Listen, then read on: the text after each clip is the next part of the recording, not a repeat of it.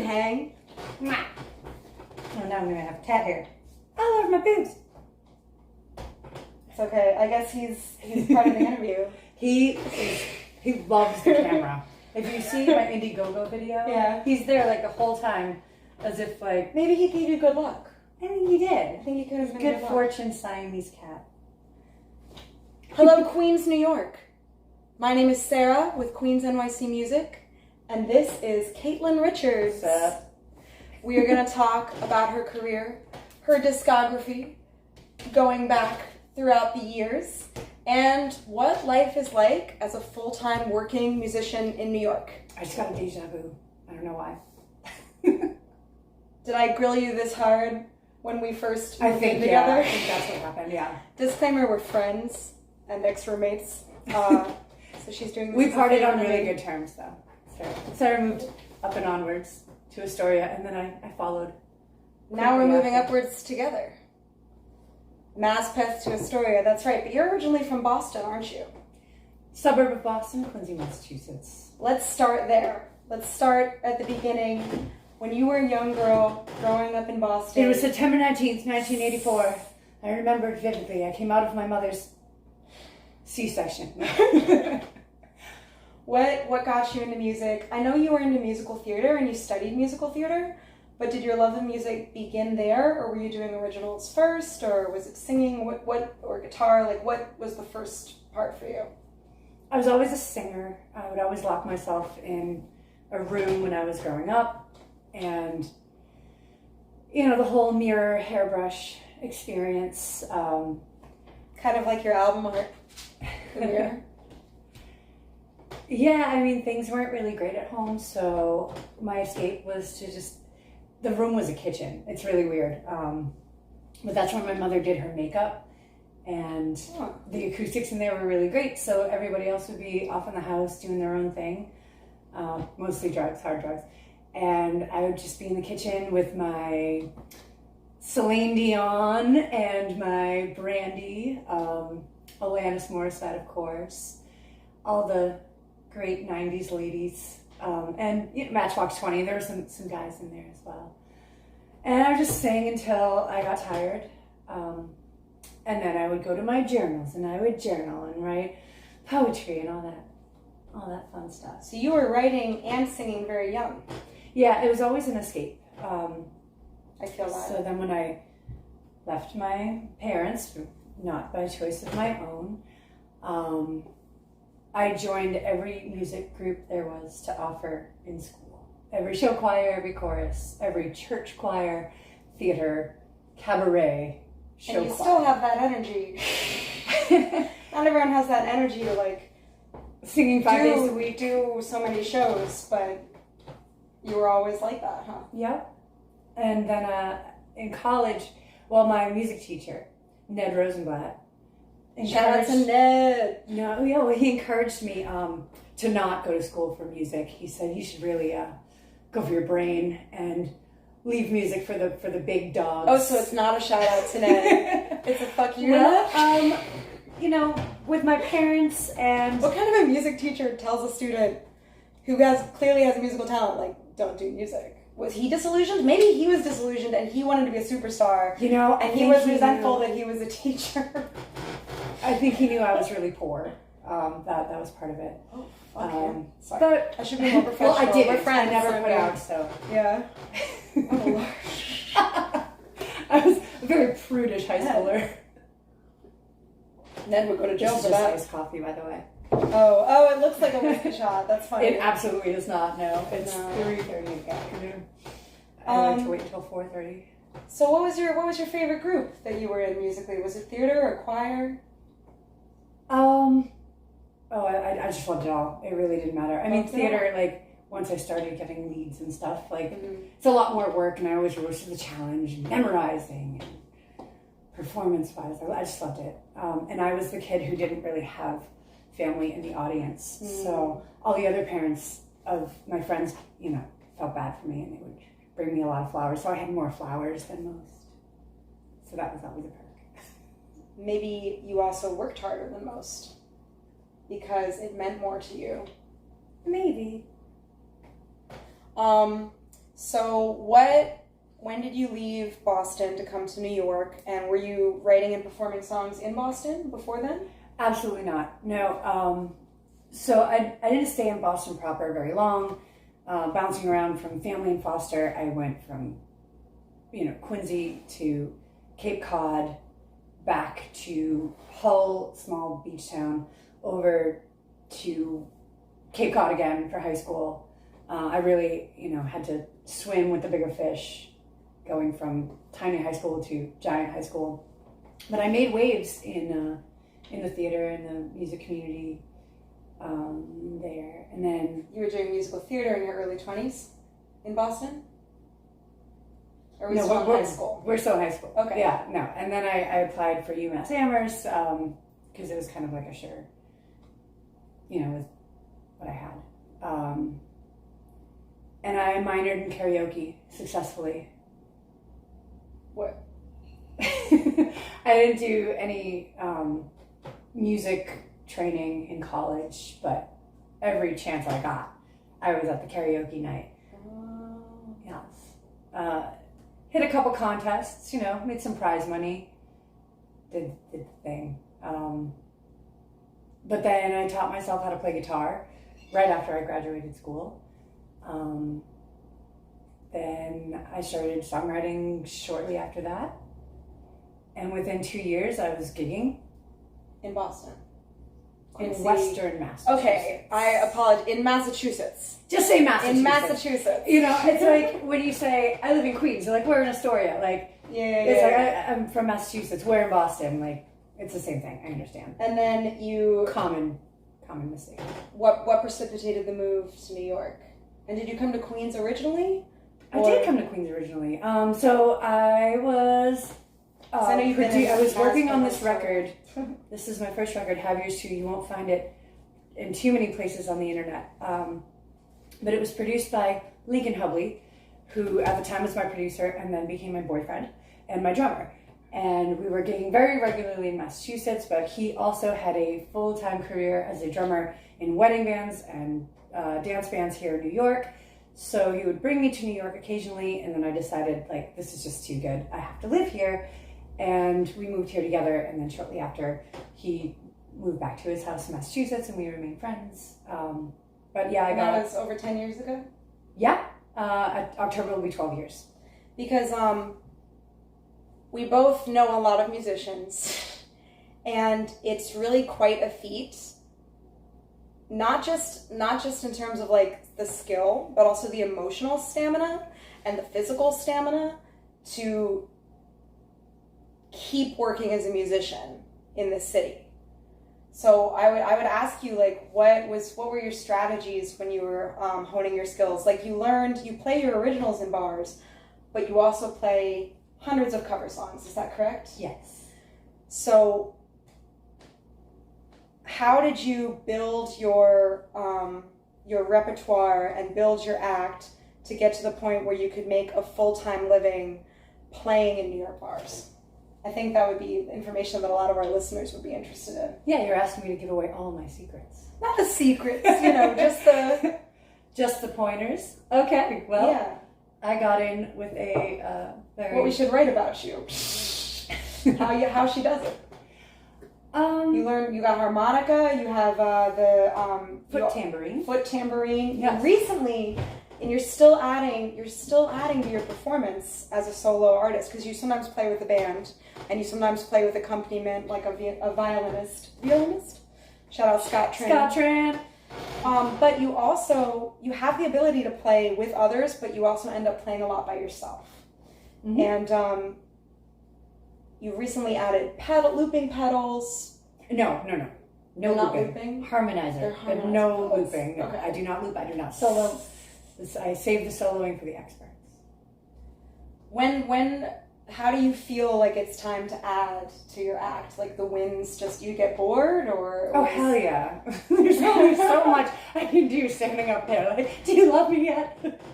And, I'm also singing to myself. So, also the staff, because I am revisiting a few, clubs and bars over and over again, and I don't want them to get tired of me. And my audience and my regulars and my following and my friends, like, I have to mix it up, you know? So I always just try to keep it a little bit fresh. So what is your favorite part about playing in bars, and what is your least favorite part? That's a question. Without revealing any secrets. So I love hanging out in bars. I love bringing people together, bringing friends together that would have never met each other.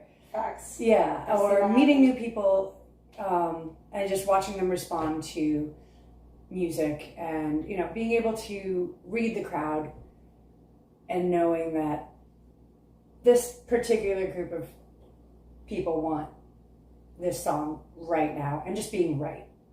It's cool. And then knowing when they're ready to mix it up and they want to hear something completely different, and they're like, what was that? And like, that was me. I made that song up. Sometimes I say it's a cover from my brain. It's cute. Thanks. But so it really is, you like making people happy. Yes. You like seeing that you can make people happy. Yeah. And like, especially when people come in and they're kind of like, I'm here, give me double, blah, blah, blah. And they're just like not really feeling it. And then I'm like, making my way downtown. Like, yeah. It's like, it's the magic of music. Yeah. It elevates. It's different than just hearing a recording over the radio that you've heard 1,000 times before. It's something new and intimate.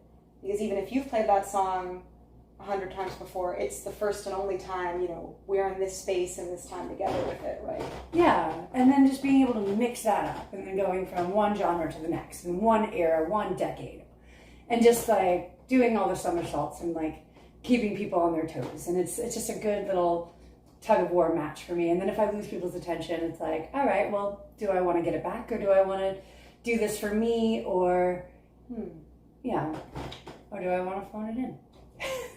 So what's your least favorite? When I have to phone it in. And when does that happen? I don't know. There are just some nights where like the whole crowd will just be like, no, I'm good. And they're not responding, and they're not really coming around, and they're just very much like all decide all at once as a blob to just like ignore me in a corner. And those are very challenging nights. I call those soul crushers. But it happens, and it's all right. I've learned to cope. I've dealt with so much worse in my life. Trust me. And I'm still getting paid at the end of the night. So really, and there's always that one person that just like sneaks away from the crowd and is like, you were excellent. Like, thank you. But I knew. Yeah, because you're obviously, no musician is just, okay, it's not obvious, but like, musicians shouldn't just be doing it for the money, because you have to love this in order to go through everything that you go through to make 3 albums happen, to make these shows happen. You recently recorded and released, just last year, Inevitable, this album. You just hit the 1-year mark of its release. And I was wondering if you could tell us about that journey, like what made it special for you, any obstacles along the way, and how it compares to how you recorded your other albums. I could not have recorded this album without doing the first 2 and learning, you know, exactly what it takes step by step. So it was what makes this album stand out is I did it all. There's no co-writes, there's no collaborations. Like, I wrote all the songs and I sang all the songs, and there's no male backing vocals this time. I didn't let any man get in there with his opinions. This was my, you know, transformation album, coming from a big life change, you know, a failed long-term relationship, engagement, you know, and you guys had been doing music together too.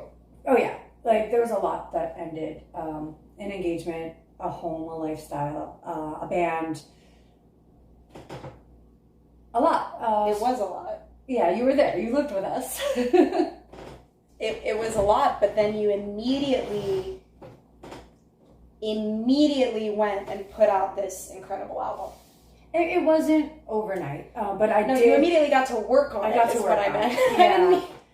So I mean, like you said that you really enjoyed going in studio with your producer. Yeah, so it started by me just going to a jam night that I was invited to by Alan Backer. And he's like, you have to come through this jam in Forest Hills, it's great. This place called Dylan's, rest in peace. There's going to be another Dylan soon. And it's a full band jam, and he's like, just come and get up, and if you're great, they'll give you an extra song. And I got there early, and I got there on the list, and did a couple songs with the band. And of course, they were like, yeah, do another. And the drummer and I just like clicked. Like, And Hector he's Lopez. the drums on these songs? Yes. He literally jumped over the bass drum after my set to follow me and, ask for my information. And like, oh, we have to play together again. He took a leap. Yes. We haven't played much recently, but I haven't been, playing with a band. But he is definitely first in line when I do. You went touring, right? You went down to Florida, all down the East Coast. You were touring to promote only for a this couple album. weeks. Yeah, but yeah, everything fell into place after Hector hooked me up with Matt Chiaravalli.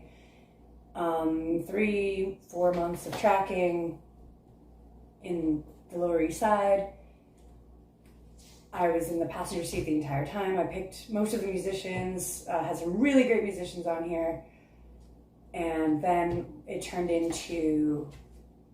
Inevitable. Yeah. We haven't said the name of it. Inevitable. Available on all major streaming platforms. I hope I'm not talking more. I feel like I'm talking more in your interview than in the other ones because I know you.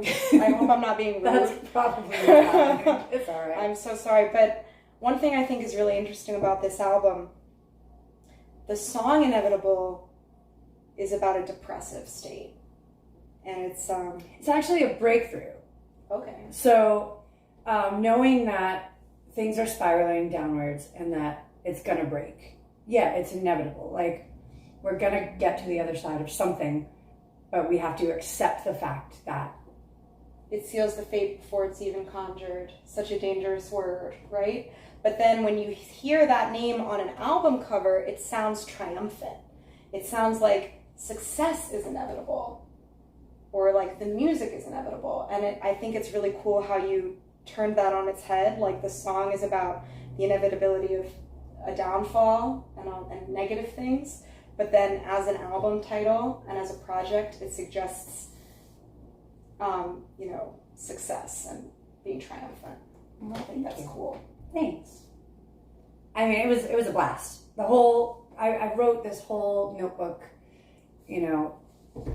while I was, tracking and, just the steps that it takes to like put the whole thing together.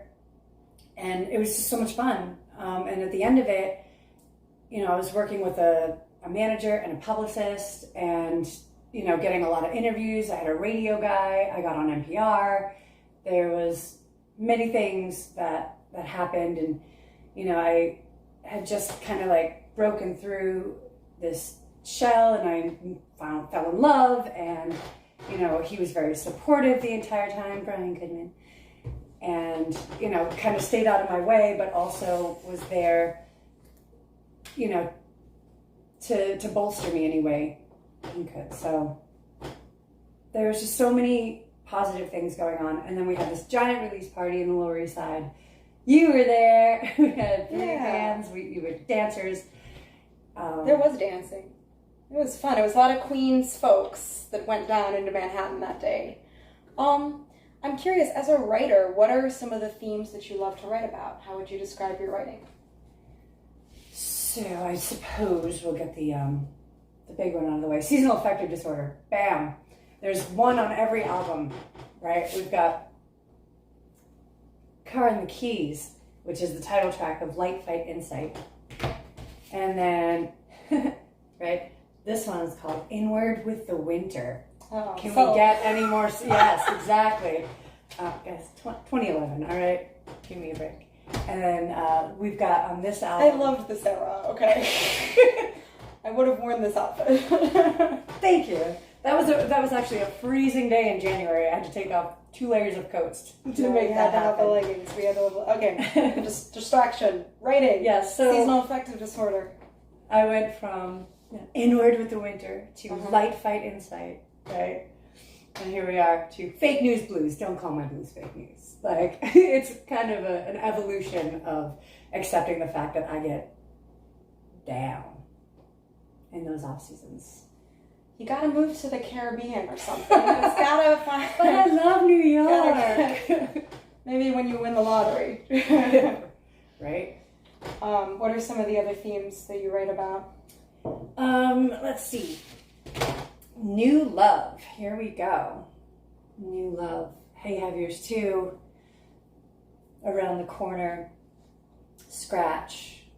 And just about anything. Scratch is about the fiance. Oh, sorry, the boyfriend. Yes, thank you. Sarah has Don't been rush single us. forever. Okay, everyone in a relationship seems to be more serious than me. FYI. You can call him my domestic partner if that makes it elevated. Yeah, your partner. Scratch is about Brian, right? Yes. Nice. I grew up my nails because he encouraged me to. And the chorus says, it feels so good to scratch my own head. And it was both independent and with his support. Because he was giving you the space that you needed as well, emotionally. Yeah. Still does. Yeah. And, writing. Are you writing anything right now? So I'm working on reviving some old singles that never got released. One was a co-write with Mitch DiStefano. And another one was one of the first songs that I wrote when I moved to New York. Oh, wow. About another theme, just breaking through. Oh, yeah, themes. Okay, so relationships, new relationships, seasonal affective disorder, and making breakthroughs. Yes, so Falling from a Tree. Is Frozen Ocean a breakthrough song? It is. I really dig that song. Open, Inevitable. Open is your Frank Sinatra song, and I have said this before, and I will say it again. The writing style is a little different than your usual writing style. Like, there's a lot of repetition, and it's, it's like, I've been starved, I've been broken, I've been on the lowest and the highest shelf.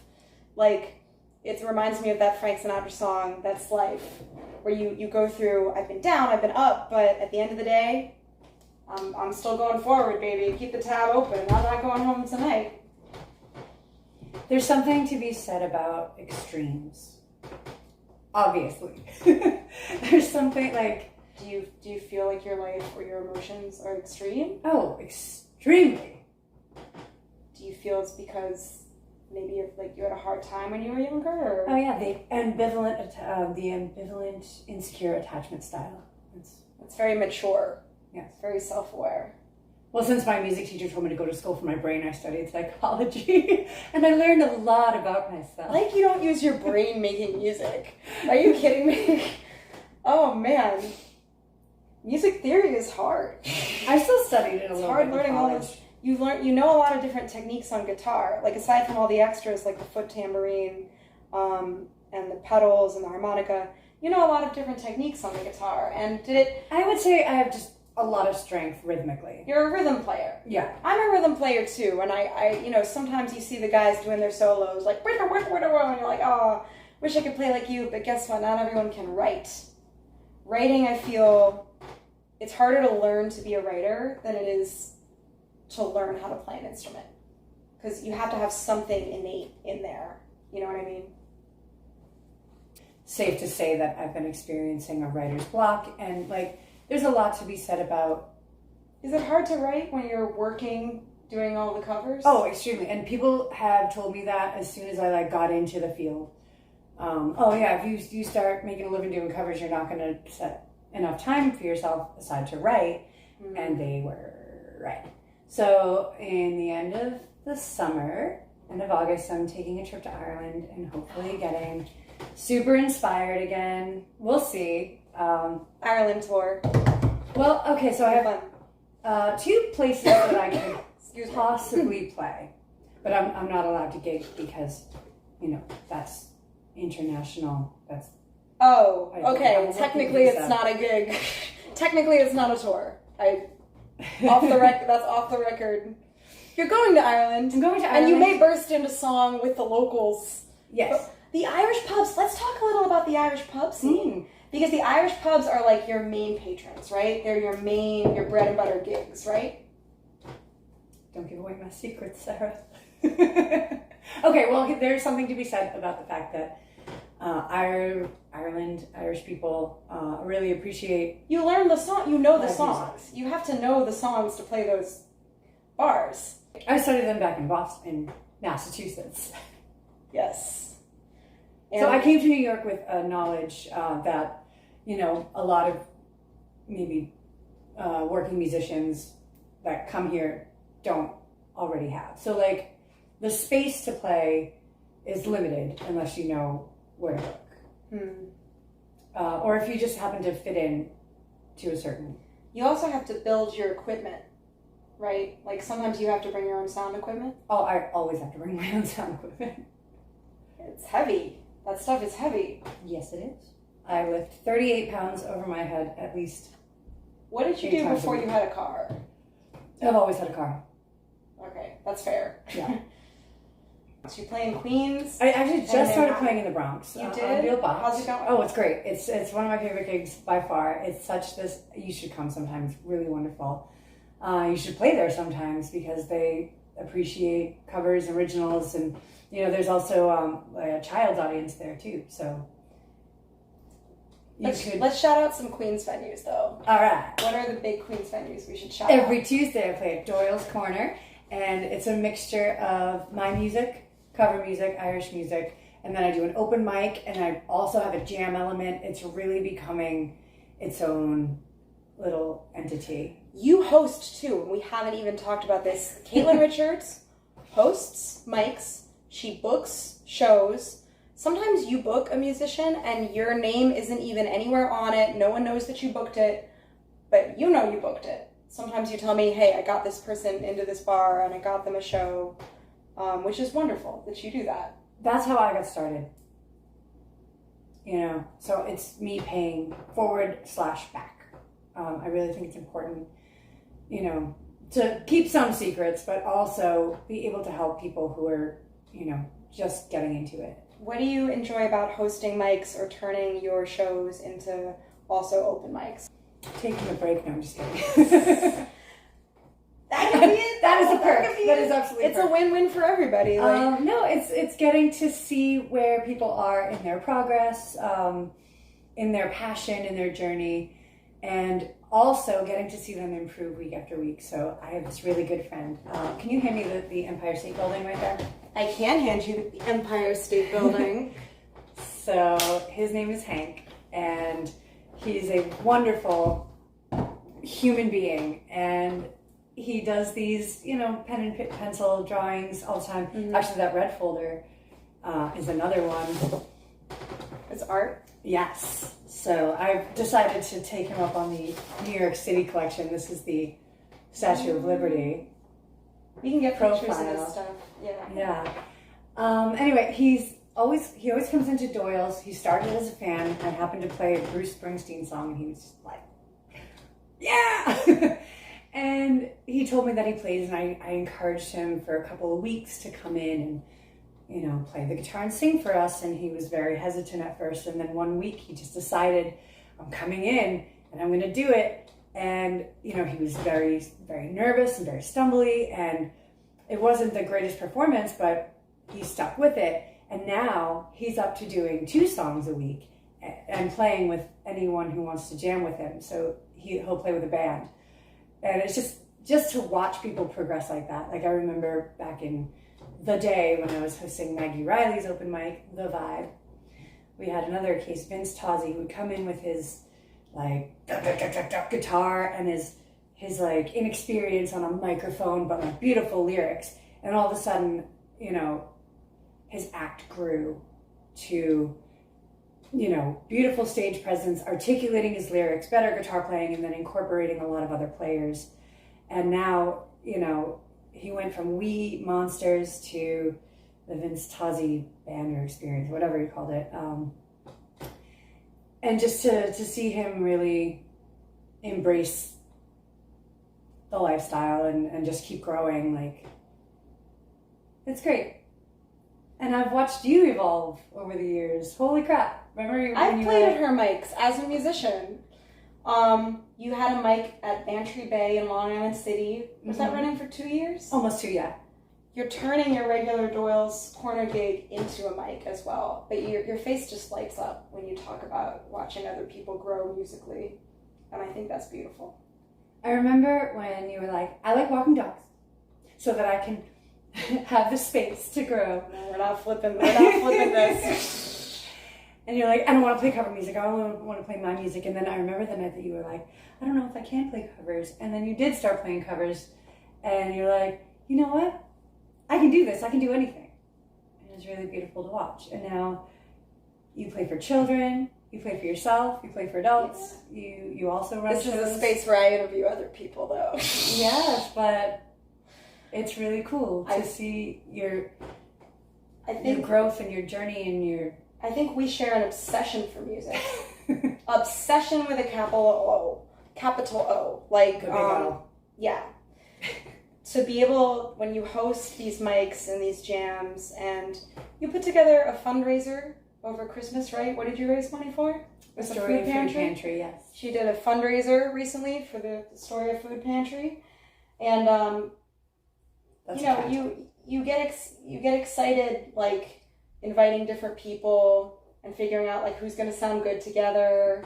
And not a lot of musicians are able to take on not only working full-time in music, but like putting time aside to organize and host. So I'm also a terrific sound engineer.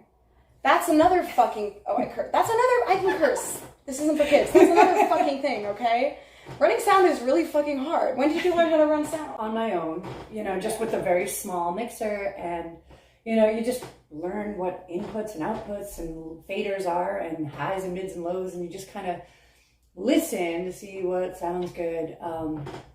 But lately I've been working with the Shillelagh Tavern to, help build some gigs. Great venue. Also, yeah, it really is. There's something very magical about Shillelagh Tavern. That's a special Queens venue. Very special, yeah. Shout out to Shillelagh. You have my heart.